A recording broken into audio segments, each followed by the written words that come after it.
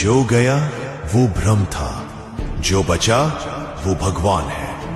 हम सभी कभी ना कभी ईश्वर से ये सवाल करते हैं, जब देना नहीं था तो दिखाया ही क्यों? पर शायद हम ये भूल जाते हैं कि भगवान हर चीज इसीलिए नहीं दिखाते कि वो हमारी हो। कुछ चीजें केवल हमें जगाने के लिए आती है, तोड़ में नहीं बल्कि भीतर से नया गढ़ने के लिए आती है।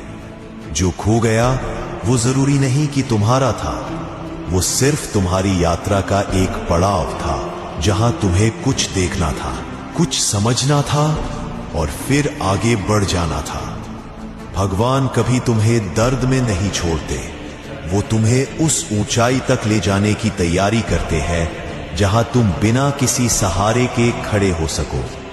जो रिश्ता, जो सपना, जो मौका छिन गया, शायद वो तुम्हारी भलाई के खिलाफ था, या शायद उसका समय पूरा हो चुका था। लेकिन जो कुछ भी बचा है, जो आज भी तुम्हारे पास है, वही तुम्हारी ताकत है, वही भगवान की कृपा है। तो रो मत उस पर जो चला गया, बल्कि ध्यान लगाओ उस पर जो तुम्हारे साथ बचा रह गया है, क्योंकि वही असली है। और याद रखो, जिसने कुछ छीना है वही फिर से कुछ और बड़ा देने वाला है, अपने समय पर, अपने ढंग से।